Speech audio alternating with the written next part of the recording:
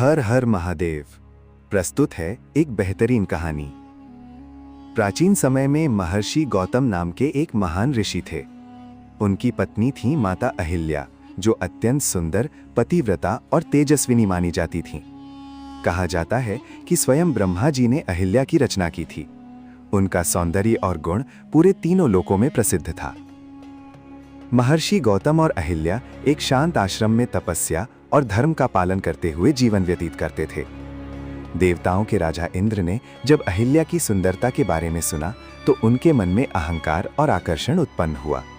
वे अहिल्या को प्राप्त करना चाहते थे। एक दिन प्रातःकाल महर्षि गौतम स्नान के लिए नदी पर गए। उसी समय इंद्र ने महर्षि गौतम का रूप धारण कर लिया और आश्रम में प्रवेश किया। अहिल्या कुछ समय के लिए भ्रमित हो गईं, क्योंकि इंद्र बिल्कुल गौतम ऋषि जैसे दिखाई दे रहे थे। लेकिन जब इंद्र वहां से जाने लगे तभी असली महर्षि गौतम लौट आए। अपने तपोबल से उन्होंने तुरंत सारी सच्चाई जान ली। वे अत्यंत क्रोधित हो उठे। उन्होंने इंद्र को श्राप दिया कि उसका तेज नष्ट हो जाए। फिर उन्होंने अहिल्या को भी श्राप दिया कि वे वर्षों तक पत्थर समान निर्जीव अवस्था में रहेंगी। श्राप देते समय महर्षि गौतम ने कहा कि जब भगवान श्री राम पृथ्वी पर अवतार लेकर इस आश्रम में आएंगे और उनके चरण अहिल्या को स्पर्श करेंगे तभी उन्हें मुक्ति मिलेगी। समय बीतता गया। वर्षों तक अहिल्या उसी श्राप की अवस्था में रही।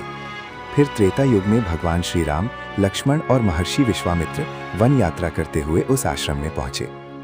जैसे ही श्री राम ने अपने चरणों से उस स्थान को स्पर्श किया, माता अहिल्या पुनः अपने दिव्य स्वरूप में प्रकट हो गईं। माता अहिल्या ने भगवान श्री राम की स्तुति की और उनका धन्यवाद किया।